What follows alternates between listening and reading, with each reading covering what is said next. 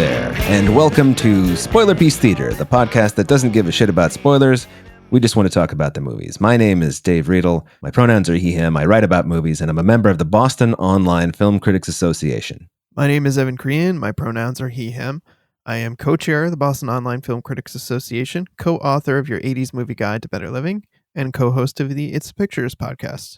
And salute in absentia Megan, who is on vacation this week. Megan is not here. She will be here next week. She is off having a lovely time. When she described her upcoming vacation to Evan and me, we were both like, hey, man, that sounds fun. Why can't we go? And she was like, it's not that kind of vacation. So we're like, okay. So let's not take your co-host on vacation. Yeah, exactly. She was like, no, this is for me. It's not for us. Oh, got it. Understood.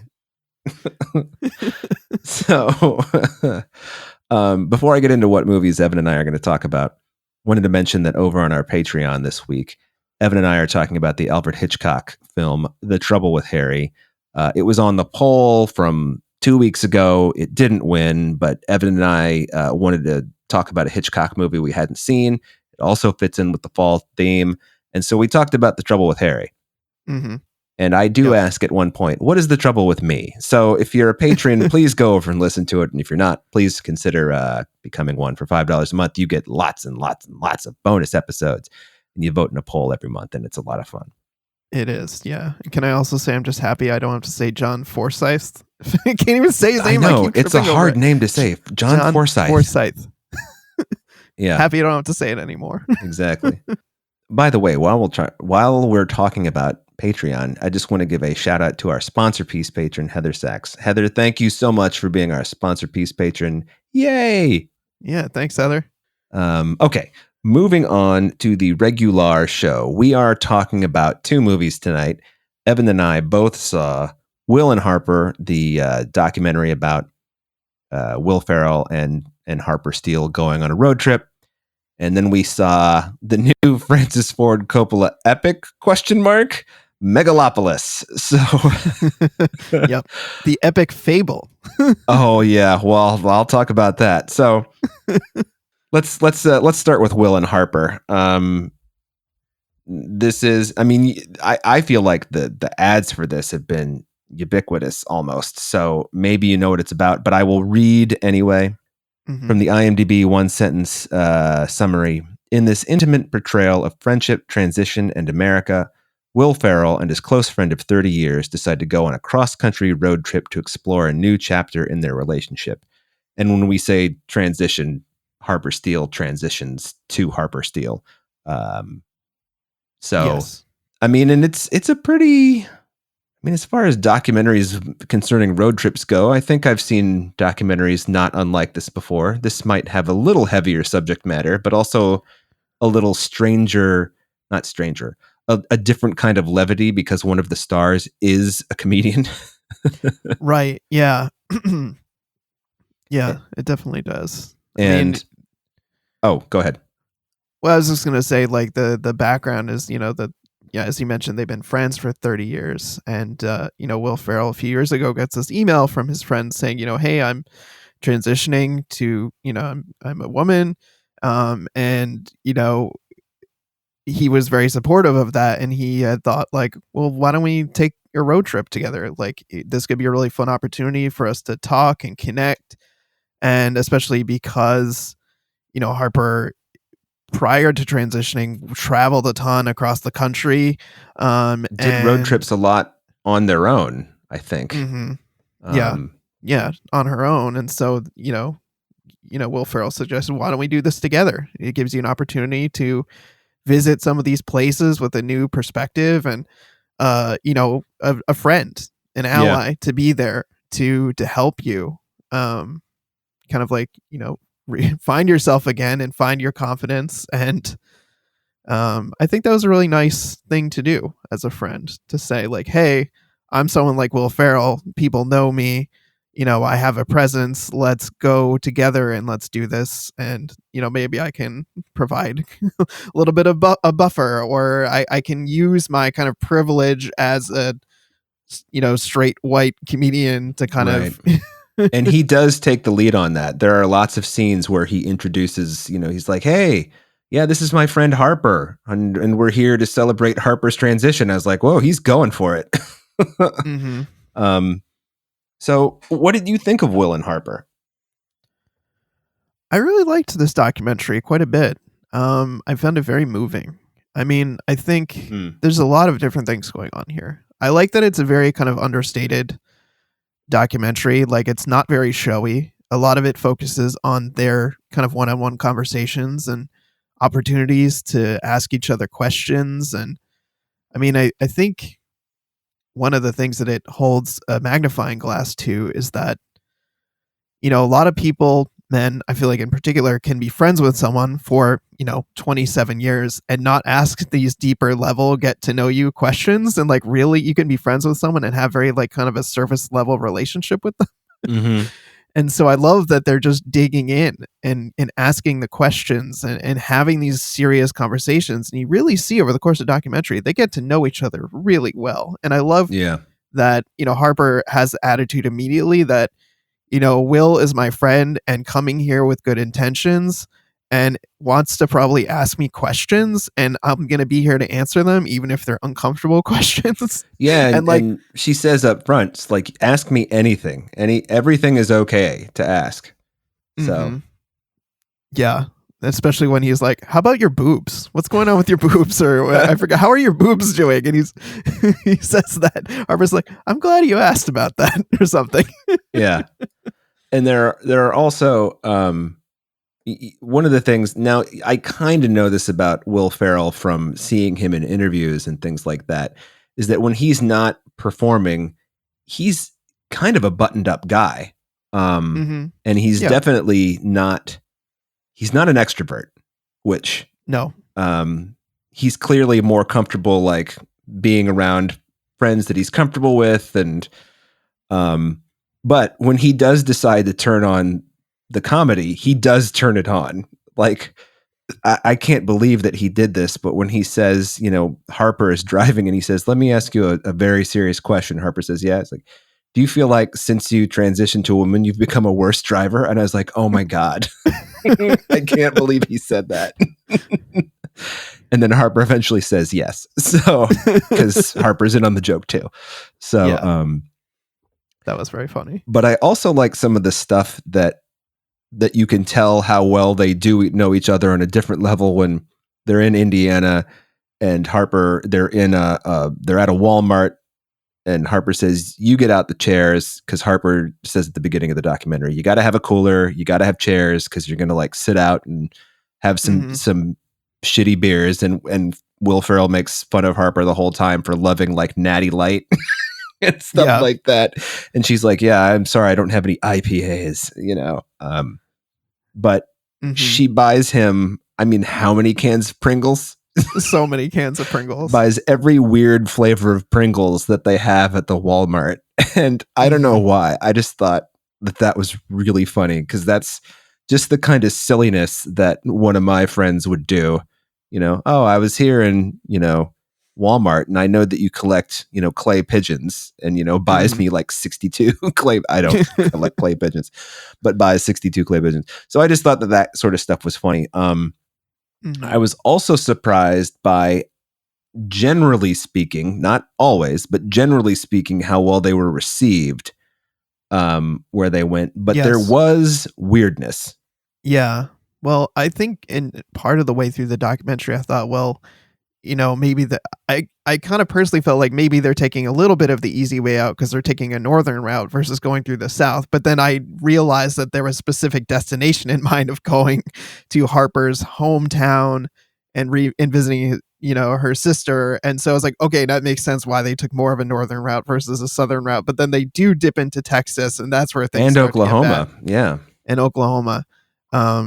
That was definitely an interesting part of the documentary for sure. They're really well received in Oklahoma, which I got to tell you, surprised the shit out of me. But well, yeah, because they deliberately go to there's no nice way to say it, a redneck like backwoods bar, right? Like, it is a very backwoods kind of bar. They've got like, which is the Trump kind of bar posters and Confederate flags and like probably guys with Nazi tattoos. It very much looks like a biker, rough and tumble biker bar kind of place. And Harper makes the point that like this kind of bar, just a shitty bar, is my favorite kind of bar. Always has been, you know? And it's like, well, okay, it makes sense that you would want to go here. Not sure this is the correct one to go to, but then it turns out to be more or less fine, you know? Yeah. Well, yeah, and then Harper goes in by herself and just starts meeting people and talking to people and striking up a rapport. And Will is just kind of waiting outside as kind of like a failsafe. And then, she calls Will in, and then, they have a very nice time at the bar. I mean, like, there's still people who have a lot of questions and make uncomfortable comments, but like, overall, you're right. They do have a good reception, which is interesting because it is very different from the reception they get when they go to Texas. They go to that steakhouse. Yeah. So Will Ferrell and Harper go to this, one of those like 72-ounce steak. You eat it in an hour and you get, your meal free. And so they're at this big, busy, crowded restaurant where they're basically like in a fishbowl. And people are just watching them. And Will Ferrell does the like, I brought my Sherlock Holmes costume, so I'm gonna like dress as Sherlock Holmes and like eat this steak. And yeah, everyone is very staring at them, and like you find out later that they were making horrible comments on Twitter, like nasty transphobic comments, which they read and they talk about, and it seems absolutely brutal. Yeah. Well, when that scene is playing out and it begins to feel uncomfortable, I thought to myself, are they ramping this up because they need an uncomfortable scene in the documentary? And then they show the tweets, and I was like, oh, I guess they're not. And then Will Ferrell kind of confirms it on camera, and he's like, I really feel like we are being, I can't remember what he says. It's something like, I feel like we're being scrutinized or something like that. Or I've never felt so under a spotlight. It's something. And Harper says, I just started eating out of nervousness because I thought I've got to do something. Right. Yeah, that's a lot of pressure for anyone to be under, like, period. Well, having an entire crowded restaurant watching you like that. I didn't know that the challenge was going to be, like, literally on a stage, which is apparently what this restaurant does. I don't know if they knew that. Do you think they knew that? I don't know if they did. I'm not sure they would have necessarily agreed to that if that's what they were getting into. Right. So that's a hard scene. And then from there, Harper takes them to a town somewhere in California, I don't remember where she bought a house and was just trying to live anonymously. And it's just such a sad, because she's describing, basically, I thought I was going to, just stay here and die alone. And it's like, Jesus, this is fucking horrible. Yeah, it's bleak. I mean, there's some moments of levity, like when they go hot air ballooning with Will Forte. Will Forte has the best moment in the documentary with the champagne bottle. I don't know, that was one of the funniest things I've ever seen in my life. They decide after their balloon trip that they're going to bust open some champagne, and Will Forte shakes the bottle vigorously and then can't get the cork off. And then when the cork comes off, it just falls off and there's no explosion. Yeah. And they all just collapse into hysterics because it's truly the opposite of what they had intended. Anyway, I'm sorry.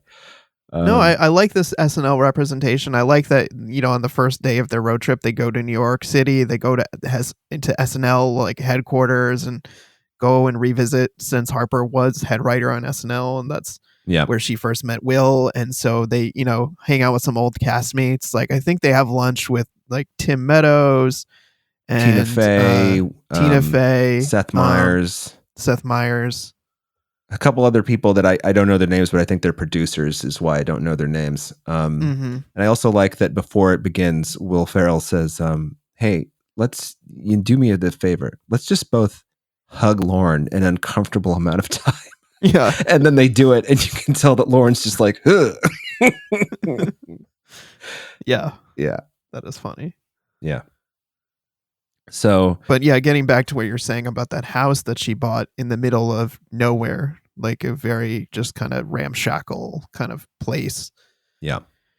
It's a dark part of the documentary because she really gets very raw and vulnerable about how she bought that house and just was trying to kind of walk around as her true self inside the house. But then like, the house also I think had gotten vandalized really badly after Right. she kind of left it, and it's just in shambles basically. And she just talks about getting to a very low point where she contemplated, suicide, and it's rough. It's they're both crying and hugging.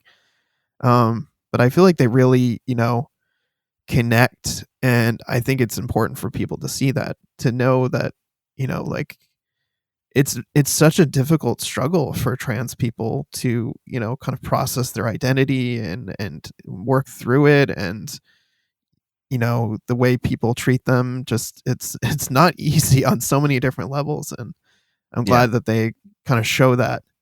And I And think I oh, go go ahead. ahead.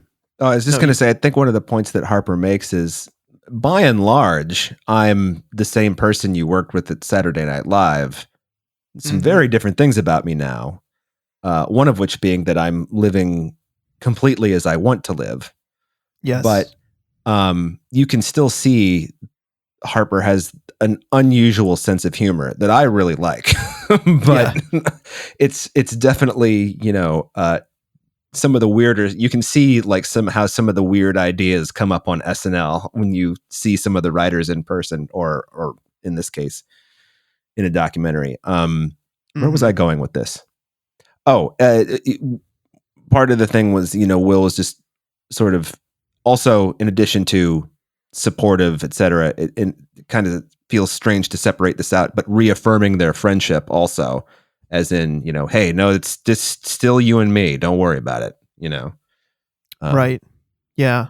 I really liked when they visited Harper's sister. mhm. And first of all, when Will Ferrell was like, "Here's some sour cream and onion Pringles that we brought you," and then like she's not eating them later, he's like, "You barely touched your Pringles." Yeah. Um, and Um, I liked what she said about how when she got this email, the same email that Will got, that to her it was more important to respond quickly than it was to respond thoughtfully, just so that mm, Harper knew immediately that she was loved and supported. And then, things might get messy or clumsy later, but at least she knew right away that she had the support of a loved one. And I thought that was really moving and smart. yeah. And there was also a scene at the beginning before they go on the road trip, having lunch with Harper's kids, who are both very supportive, it would seem. Mm-hmm. Um, and so a lot of support in this, and then some weirdness that they have to go through, which I'm sure Harper goes through all the time, but it's kind of a limited space in the movie. Mm-hmm. Um, Yeah. yeah.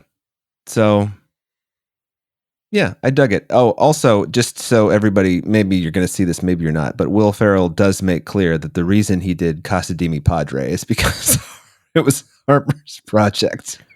Right. Yeah. He says in the beginning, any bad thing that you've seen me in, it's all Harper's fault. It was Harper's idea. Yeah.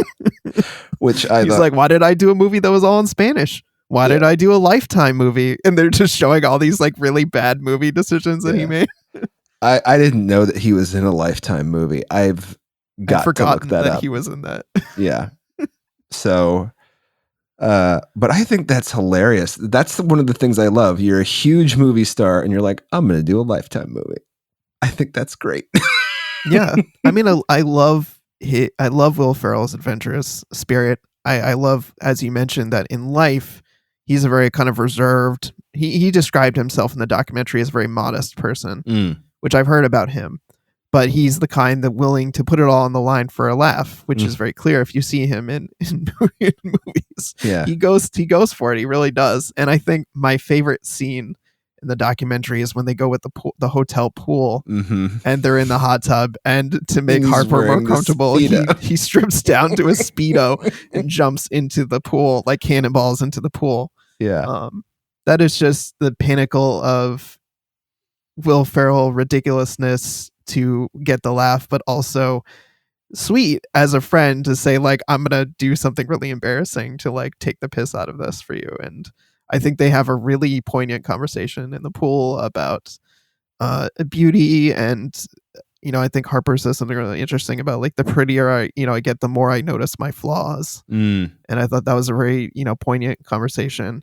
And I also really liked the conversation later where Will is asking Harper about like dating and love and like, like, I'm assuming you want to date again, and just having that whole conversation. I thought that was really, really nice. So yeah, and then it ends in a very sweet note too, where they bring their chairs out to the beach after they've gotten to California, and they're sitting by the ocean, and Will gives Harper a pair of diamond earrings. Although I'm very annoyed they didn't show us the diamond earrings because I really wanted to see them.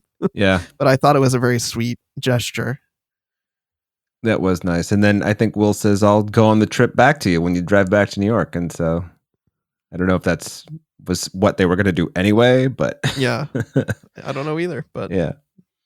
So, so overall, yeah, I mean, I don't really think the only thing that I don't even really think it's a negative all that much. And I don't want to say lackadaisical, but it definitely is leisurely in its pacing, and that's fine. Yeah. But that's my only sort of about it. Otherwise, I enjoyed this a lot. I don't think I minded the pacing so much, just because I feel like the rest was so sweet and emotionally resonant. I was kind of like, yeah, it's a little lackadaisical, like you said, but I feel like because it has a lot of space for these very poignant moments to happen, in addition to the sillier ones. Right. Like Will Ferrell complaining that he doesn't get to go to Dunkin' Donuts, and that's all he's ever wanted on this trip. Yeah. And then when they get to the Dunkin' Donuts, he asks the person on the other end of the intercom, what do you like better, the donuts or the munchkins? And it's just like, of course. I mean, just how ridiculous is this? But that's the kind of thing that I think is really funny. So, yeah. Also, he was like, I'll get a glazed donut. I was like, what? Yeah. That's what you're getting? Come on, man. Yeah. Feels like a joke that he'd been working to get to the punchline the entire trip.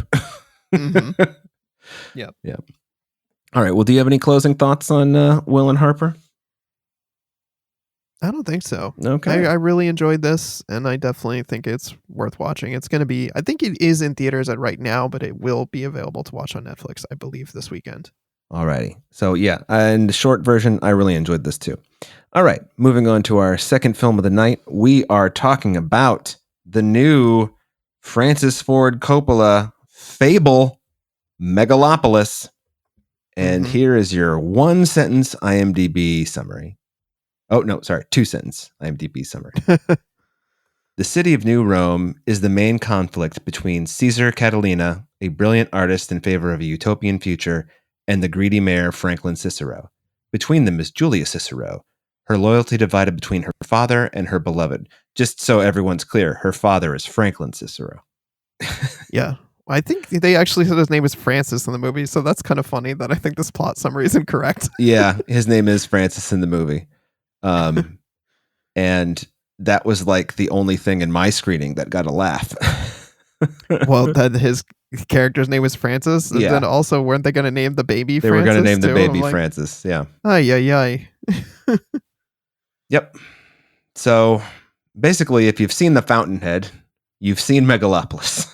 I mean, not really, but all I kept going back to was The Fountainhead, because this is about an architect's vision for a utopian future. Now, I have not read The Fountainhead since I was in high school, and I have not seen The Fountainhead since I was in high school. So I do not remember whether this is similar. I don't know whether this is similar at all to Ayn Rand's The Fountainhead, but I just couldn't get it out of my mind the entire movie. And when you're thinking about Ayn Rand when you're watching a movie, that's no good. That's no good. I think before we delve into the movie too much, I think it's kind of important to mention the venue in which we saw it. So we were watching this at IMAX screenings that were taking place with a live Q&A that was broadcast to all the cinema that were showing this. And that live Q&A was held by the New York Film Festival, and it featured Francis Ford Coppola as well as other prominent New Yorkers, Robert De Niro and Spike Lee, which was just not necessarily the group of people I was expecting to That see in a is Q&A about this not movie. what I was expecting at all. Yeah. I'll talk about that more in a minute, but there was an advertised live performance component to this that I think we can talk about later, but that is kind of bonkers unto itself. Does that mean that they have it in the, like, that there's somebody who's going to do that at every showing? I think so. I think the IMAX screening specifically. I don't know if like any regular screening will have that, but I think that's just bonkers. It's an unusual choice, and I don't think a good one. No, I don't think it is either. But because the whole time it's going on, I was like, why is there a guy with a flashlight and maybe another guy walking out with him? And then I realized what it was. And the whole time I was thinking, what the fuck is the purpose of this? All I'm doing now is staring at this asshole, you know? Right. Yeah. Yeah.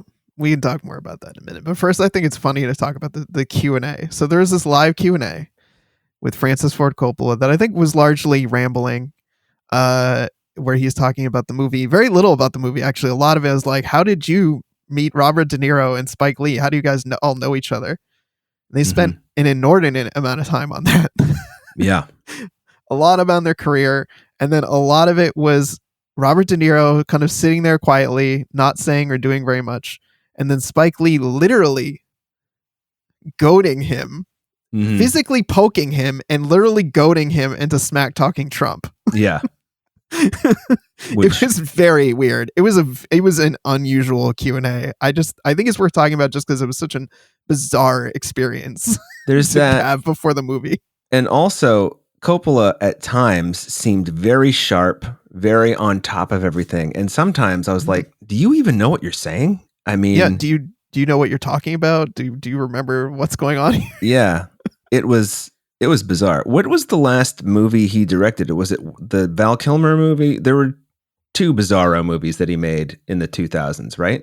Yeah, he made that one Twixt. That was freaking weird. And Chris and I talked about it on the show a long time ago. Right. And there's another one that he made around that time. And they're both like art house movies, are they not? Kinda, yeah. And so one of the things that I have always found kind of interesting about Francis Ford Coppola is he has always sort of presented himself. And when he makes a passion project, he's making unusual movies, whether you like them or not. You know, Twixt is a strange movie to hear you guys tell it. Tetro is another weird one. Youth Without Youth. I feel like I saw that one. Although you think I would remember what it's about, but I don't. And so anyway, when he makes, big movies, he made The Godfather just sort of became big. I don't know if anybody actually expected it to be as big as it was. Nope. And then, of course, when he makes the smaller movies like One from the Heart, well, I mean, One from the Heart's a weird movie, well, for that matter, Apocalypse Now is a weird movie. I do not love Apocalypse Now like other people do. So I don't dislike it, but is it the greatest fucking movie of all time? No, not by a long shot. So yeah. How well do you know your Coppola? I would say fairly well. I'm looking through his filmography. I've seen a lot of these. I mean, I've seen The Godfathers. I've seen Conversation. I've seen Outsiders. Peggy Sue Got Married. Yep. Yeah, I've seen a decent number of these. Like, there's some holes in here for me, but I've seen a fair number of them. Yeah, a lot of his early work I have not seen, but I have seen obviously The Godfathers, Apocalypse Now, One from the Heart, The Outsiders, The Cotton Club, Peggy Sue Got Married. I saw New York Stories, and he has a film in that. Tucker, I've seen. Obviously, Third Godfather. Never saw Jack. Can you imagine why I never saw Jack? But obviously, Bram It's a Stoker's weird movie. Yeah, Bram Stoker's Dracula, though, for a long time was one of my favorites. Now I watch it and I'm like, this is really overwrought. But at the same time, that's what it's supposed to be. So it doesn't really bother me so much. I mean, that movie, I don't know if I realized it when I saw it when I was 18. That movie is fucking insane. Like, because I saw it, within the last 6 months. And I was like, the choices in this movie are fucking nutso. Nutso. So I've still never seen that one. Oh my God, Evan. It's truly bizarre. It's one of the strangest mainstream movies I've ever seen. Fair enough. Yeah. I think it's a hoot, but I don't love it the way I used to. But anyway, Megalopolis. Right. Yeah. So sorry for that long tangent, listeners, but I feel like the Q&A was relevant to bring up just because it was such a weird entry into this movie. And this movie is weird.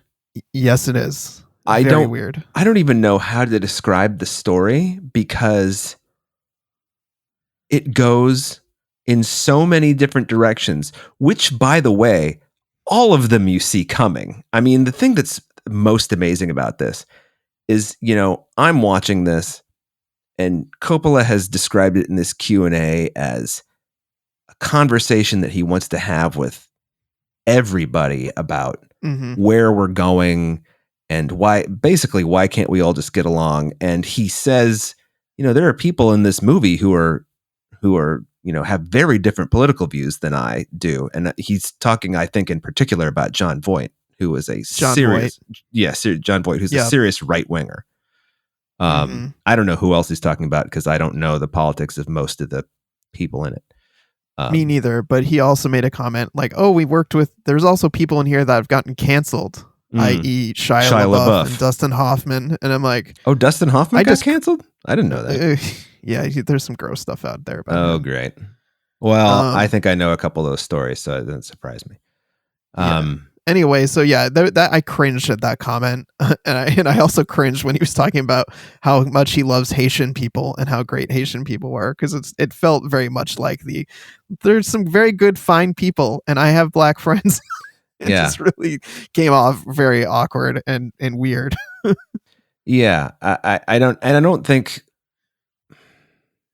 he strikes me as he's an idealist. He's independent minded. I mean, I would think if anything he was a libertarian, but I think he definitely leans left.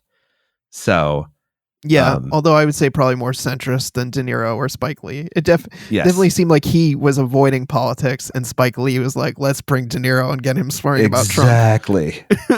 I mean, it looked to me like halfway through I was like, what is Spike Lee's purpose here really? And then I was like, oh, he's the agent of chaos. Yeah, he's provocateur. And I was like, oh, he's absolutely doing this on purpose because he's a super smart guy. Of course, he knows exactly what he's doing. Yeah. So anyway. Yeah, I can attempt to try and summarize some of the plot. If you feel like we should dig into it. I think that you would probably be better at it than I would. Oh, I'll certainly give it a shot. Yeah. So, okay. So we have Adam Driver. He plays Caesar Catalina, and he is an architect, as you mentioned, and he has this goal for building this utopia in the city of, they call it New Rome, which in New Rome, by the way, is kind of a hybrid of New York City and Rome, but it's more like modernized. It's a lot of like Roman, ancient Roman styles and weird architecture, but certain, modern and or futuristic technology that's at the heart of it. And the mayor, Cicero, played by Juan Carlo Esposito, he is kind of like part of the old guard, and he's having a very not successful run as mayor where the city is kind of in chaos and in debt and all kinds of bad stuff is happening. And then you've got John Voight, who plays this, rich patriarch, and, one of his grandsons is weirdo Shia LaBeouf, and he has dreams of like snatching up power and money. And Aubrey Plaza is with Adam Driver, and she's like a TV personality who also has visions of being a rich mastermind. So like the central conflict of the movie is, Adam Driver wants to build this utopia. The mayor, Juan Carlos Esposito is trying to like stop him / undermine him. And then in the middle of this is his daughter, played by Natalie Emmanuel, and she gets close to Caesar, Adam Driver, and falls in love with him and becomes part of this kind of utopian vision and wanting to build this utopia. And there's also narration by Lawrence Fishburne, who plays Adam Driver's right-hand guy. Just one of the, I'm just going to say it, one of the dumbest choices I've seen in filmmaking in the last 25 years. It's very strange, the sporadicness of it, but then also there's a point where he's providing narration, and then he kind of looks at the camera and speaks aloud the next line of the narrator to the audience, so that like, hey, guess what? Like, I'm talking to you. And don't forget, there are also title cards. Yes, at a bunch of the scenes, and then and the reason I think the Lawrence Fishburne narration is dumb is not because I don't like Lawrence Fishburne or that I think his narration is not good. I mean, I think the dialogue that he speaks is suspect. Yeah, it's well delivered. Yeah, he's fine. I just think it's so reminiscent of the way he portrays Morpheus in the battery scene, red pill, blue pill scene. I just was completely distracted by that, and all I'm thinking to myself is, why did you make this choice, Mr. Coppola? Yeah. Anyway, please continue though with your. Yeah. Okay. So let's see. So Aubrey Plaza leaves Adam Driver because she's just found like it's like a dead end relationship. Gets married to John Voight and plots to like steal his fortune. And then Shia LaBeouf later gets in on that plan. The mayor just kind of keeps plugging along, trying to prevent his daughter from being with with Adam Driver unsuccessfully. And there's a lot of other weird subplots. Like there's this pop star that claims that she's a virgin, and people are like pledging money for her to keep her virginity until she's married or some crap like that. And then there's a scandal about that because she's not actually 16, she's 23, and they make it seem like Adam Driver slept with her, even though he didn't. That was Shia LaBeouf's doing. And then also we find out there's a backstory where, Adam Driver's wife died. She committed suicide by like driving her car off a bridge. But then, the mayor, who was the prosecutor at the time, like tried to frame him for murder, and made her body disappear. Yeah. And that's also how he invented mega, whatever it's called. That is the building material. The building material that can build anything, and can also reconstruct your brain if you get shot in the face. Don't forget that Adam part. Driver does. Yeah. He gets shot in the face later. The whole time that scene is playing out, I'm like, this kid is bad news. I don't know what precisely he's going to do, but it's going to end with an attempt on your life. And then lo and behold, he shoots Adam Driver in the face. He does. Yeah. This kid like comes up to his car asking for an autograph and then, shoots him in the face. Yeah. Which is nuts. Somebody says, of course, because it has not been mentioned at all beforehand, that he would never refuse, the wish of a child. So that's why he's signing this 12-year-old's copy of his memoir. Yeah. Well, he sees himself as a very like inspirational figure. Like in his weird tower office, he's got like this school for like teenage kids where they're just kind of like using their brains to experiment and like build things. And then he sees them as like integral to building this utopian city. And they're just like, everyone's got to like think and experiment and just like open your mind and do things that are crazy. And like, so that is like one of the angles there. And then there's this whole thing that I haven't even mentioned yet about how his Adam Driver's character can stop time. Oh god. And we see this from the first scene. He can stop time and reverse it. And so there's Natalie Emmanuel sees this early on. That's how they connect. And then she explains to him that she can see when he's stopping time. So that's a whole element to their relationship. And then also it's just like used periodically throughout the film. Like there's some scene where he's like really fucked up on alcohol and drugs, and he's like stopping time to like break a bottle and then rewind it and put it back in his hand. That whole thing is a mess. That whole piece of the movie is a mess. But kind of bring it all together, it turns out that John Voight kills Aubrey Plaza and then, takes out Shia LaBeouf. He gets him like with an arrow, and Shia LaBeouf is trying to become a politician, and he's basically like a Trump of this world where he's stirring up the working class people. And like they realize what he's doing, and the people like string him up, and then the utopian city just gets built somehow in the middle of this. And the end of the movie is like them being like, it's here, it's happening. Like, and the mayor is now, he's got a grandkid that is Adam Driver and Natalie Emanuel's grandkid. And he's like, all right, let's do it. Like, I'm on board with this. And it ends this like weird celebratory moment where they're all just kind of like, yay, we have utopia now. And then like the baby can stop time, or Adam Driver stops time, but the baby can still move or some shit like that. It's like the end. Yeah.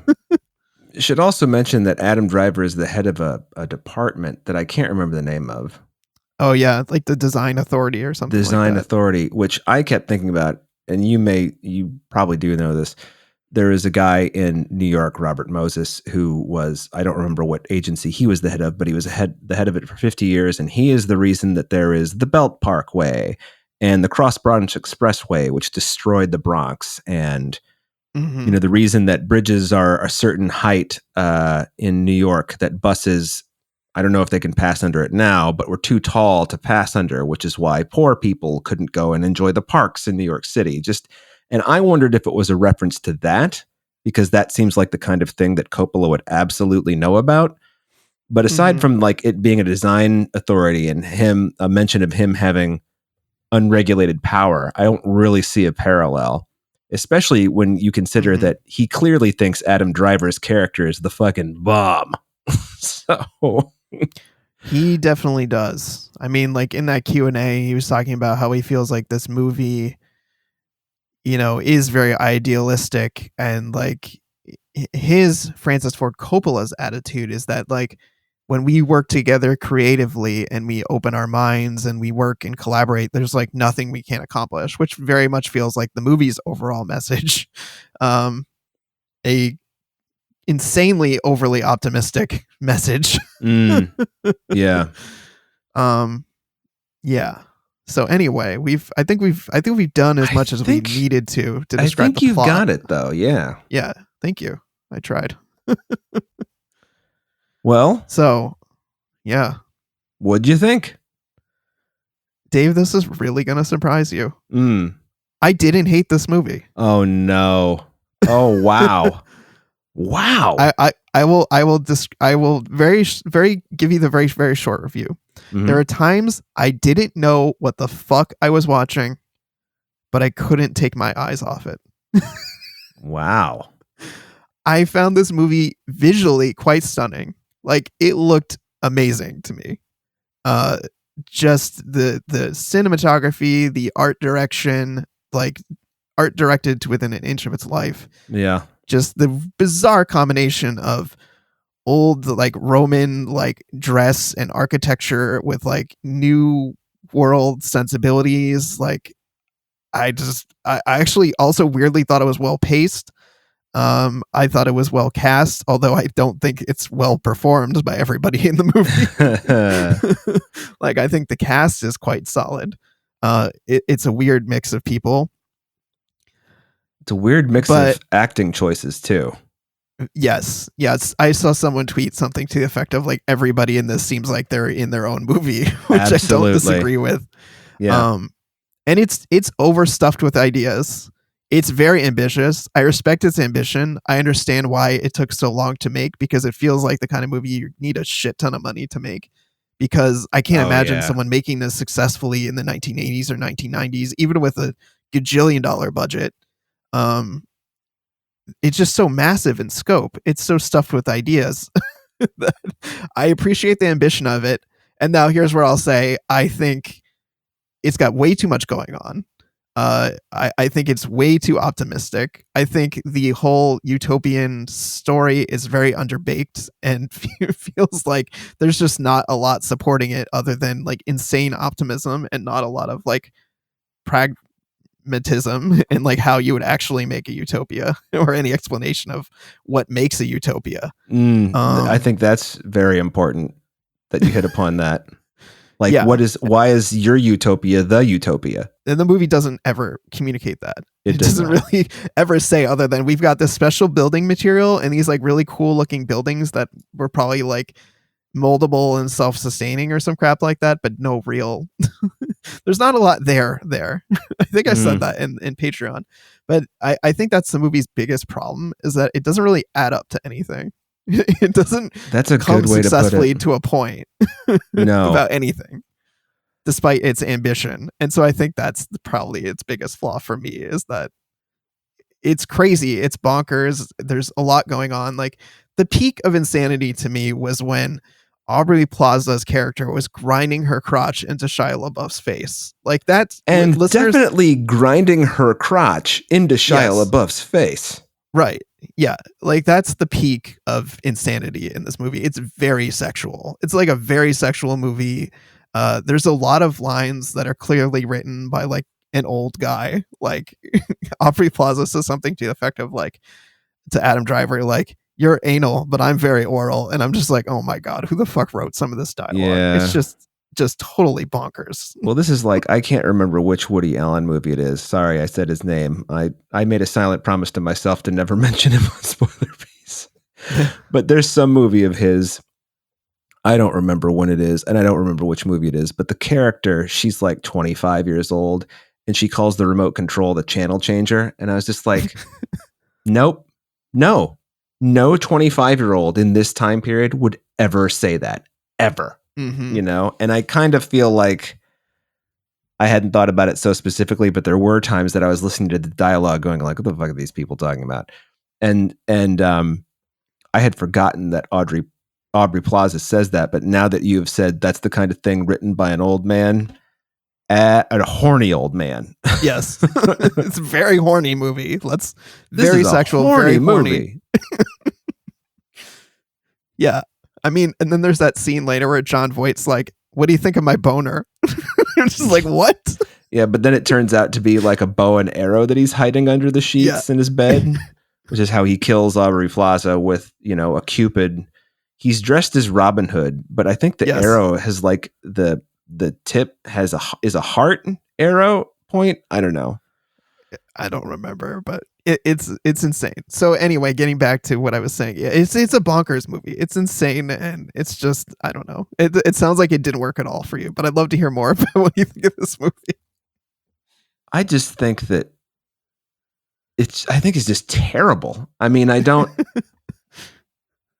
think I wasn't even so bothered by the optimism so much, because I don't think I ever really thought about it in those terms. One of the things that did bother me, though, is every time you see like the working classes, it's like Coppola borrowed the poor people from Michael Cimino's Heaven's Gate and just put them in, different outfits. It's just, they're a mob of people like just covered in dirt and, demanding things. And it's like, is this what you think of poor people or the working class? Yeah. Because it ain't pretty.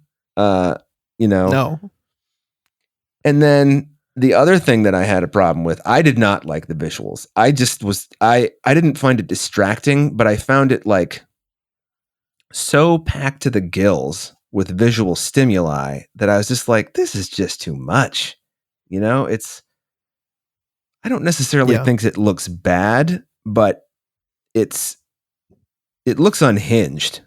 It definitely does. It definitely looks unhinged. I think the most unhinged part that I was really not connecting with was when he was really drunk and high in that one scene where he was kind of like spiraling into, I don't know, just becoming unglued from reality. That was just way too over the top for me and just way too out there. And it went on for way too long. Yeah. But then there were also these choices that, so much of the set design and I guess the set design in this case, the location shooting is manipulated, but then some of it is totally straight. Like at the beginning of the movie, the Chloe Fineman, who actually gives a good performance, I think, as little as she's in the movie.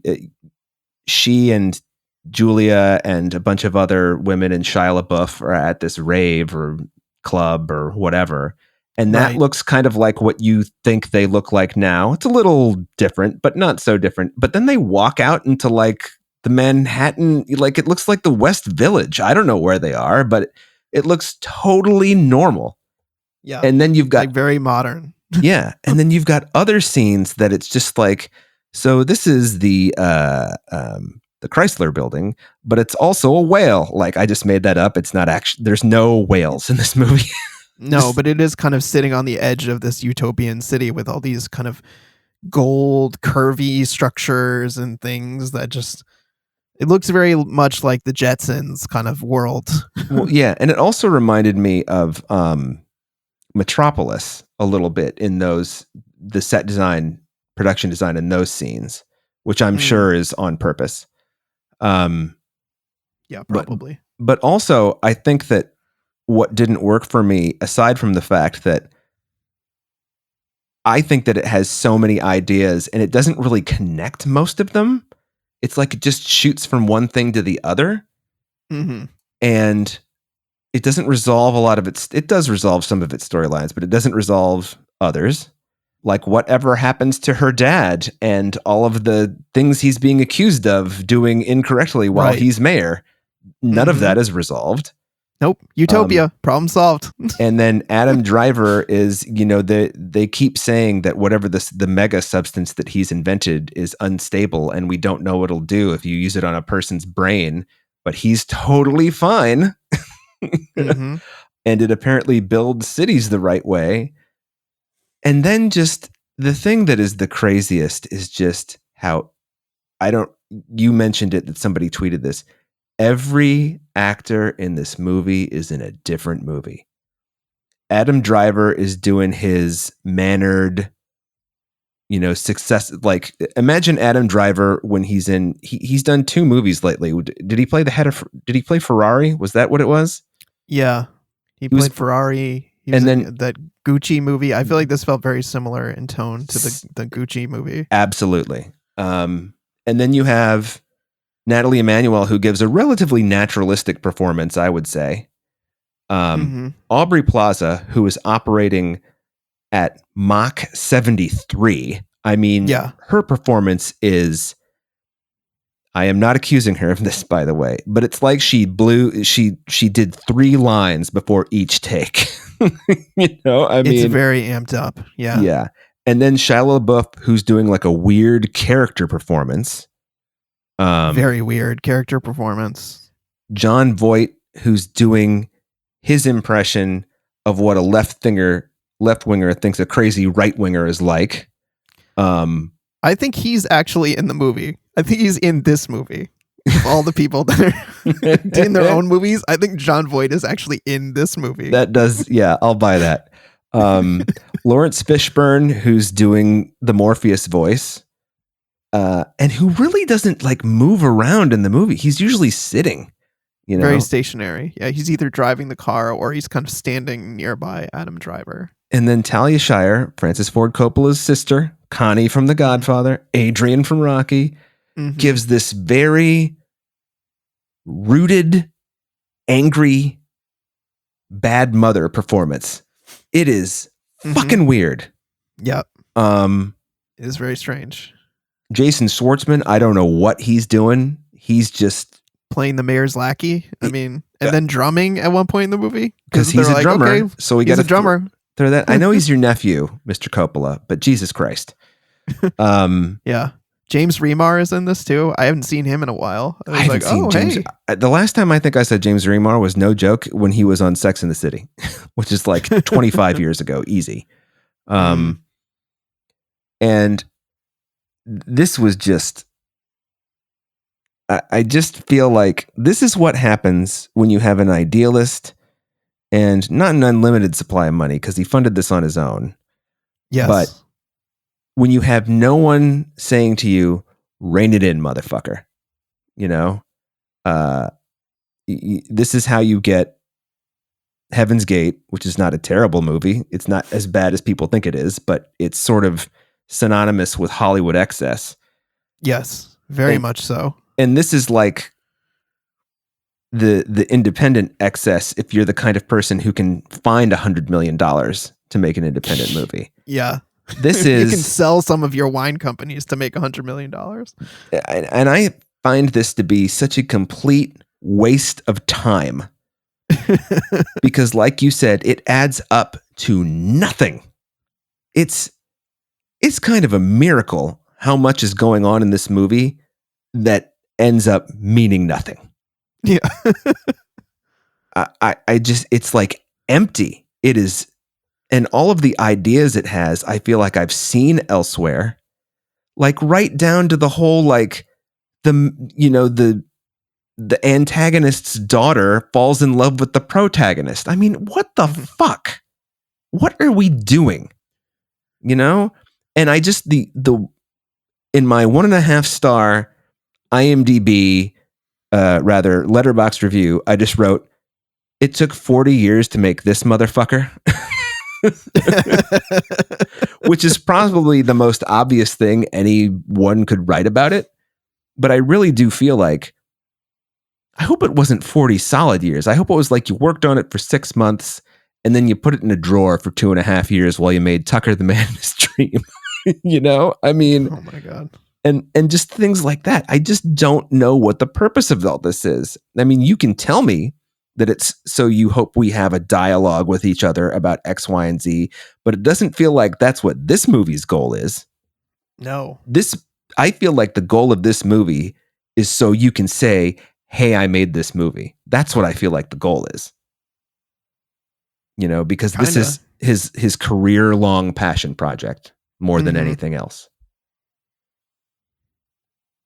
I mean, I can't even like get mad about it, which I would normally do in a movie I disliked this much. But to me, it's just a head scratcher more than anything. I don't know, Evan. I mean, it is kind of funny because I did think you would be like, you hated this so much you'd be mad about it, but it's kind of funnier that you're like, I just don't get it. Yeah, it's just anyway, that's where I come down. I really don't have anything else to say about it. I can't critique. I mean, my critique of for example, the acting is just that they're doing so many different things. They don't even feel like they're operating from the same script. Yeah, it doesn't feel cohesive whatsoever. So I think some of the performances are fine. I think Natalie Emanuel's fine. And I think Giancarlo Esposito is fine. I always like him. Me too. And I think he's, in a movie that's as bonkers as this is, he's relatively understated. But yeah, especially as the antagonist. Yeah. He's very understated. But then you have Adam Driver doing his, like, I'm in a biopic movie almost. It's weird. It's fucking weird. Okay, I've said that enough.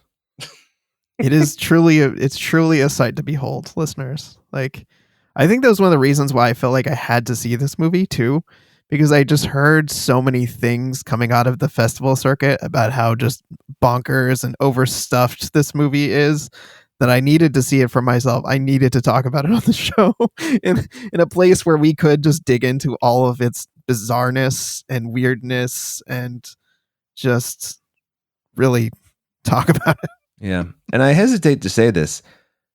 I think you should see it because I cannot do it justice. You have to see this debacle for yourself. Yeah, you have to see it to believe it. That's kind of where I come down on this too.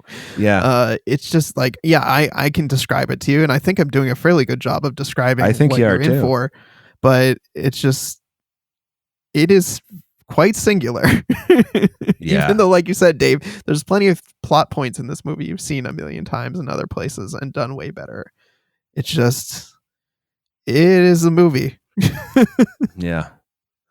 Yep. Well, anything else to add about Megalopolis? No, I think I'm talked out on Megalopolis. Yeah. Wow. Well, I have to say, listeners, this was an experience like I've never had before. Yeah, me neither. The theatrical experience also, as I mentioned. Oh, and we very briefly touched on it, but the live performance element is that there's a press conference scene where Adam Driver is being asked a question, and they have someone go out to like the front of the theater, like pretend to be on a microphone and pretend to be like asking Adam Driver this question. It's so stupid. It's just so distracting. It's so unnecessary. It's bizarre. Stupid and distracting. Two excellent adjectives for that choice. Mm-hmm. Okay, well, wrapping up this episode of Spoiler Piece Theater, I think it's safe to say that we would both recommend Will and Harper. Yes. Okay. Mm-hmm. And I'm not going to recommend Megalopolis, but I'm also going to say it's kind of like a car accident. You don't want to look, but you kind of got to look. I couldn't take my eyes off it. I really couldn't. Yeah. I mean that sincerely. I'm just as surprised as you, Dave. I thought I would hate this up and down, front to back. I couldn't take my eyes off it. And I think weirdly, if I do say that you should see it, I think you should see it in the theater. This is the kind of immersive craziness that belongs on the big screen. And I don't think it's going to be the same if you sit at home and watch it. I think that's true. Should mention this is 2 hours and 18 minutes, a full 2 hours and 18 minutes. And it's the kind of thing that it's so unusual that you need to be captive. You can't hit pause and like go make yourself a snack because it ain't going to work. No, it's not going to work. Yeah. Well, that wraps it up for this episode of Spoiler Piece Theater. I want to thank our wonderful editor, Otto Klammer. Otto, thank you for making us sound great week in and week out. Thanks, Otto. You can find Spoiler Piece Theater anywhere you find podcasts. We are spoilerpiece.com on the internet. If you want to follow us on social media, we're Spoiler Piece Theater on Facebook, and we're at Spoiler Piece on Twitter, Instagram, Letterboxd, and Threads. If you'd like to email us, write your dissertation length feelings about Megalopolis, you can do it spoilerpiece@gmail.com, or you can give us a call at 862-21-PEACE, and you can leave us a long rambling voicemail. Or you could be more succinct than either Evan or I was, and you could just be like, hey, you two are dopes. It was awesome. And that, I don't know. Yeah. Don't call Evan a dope. You can call me a dope.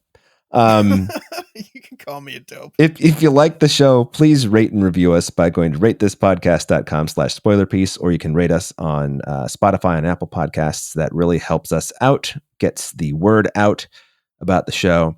And if you really, really like the show, like I said at the top, you can join our Patreon.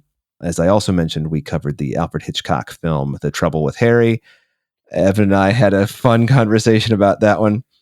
And we really, we enjoyed talking about that one. And so that's it. My name is Dave Riedel. I'm a member of the Boston Online Film Critics Association, and I'm Dave Sees Movies on Twitter, Instagram, Letterboxd, Threads, and Blue Sky.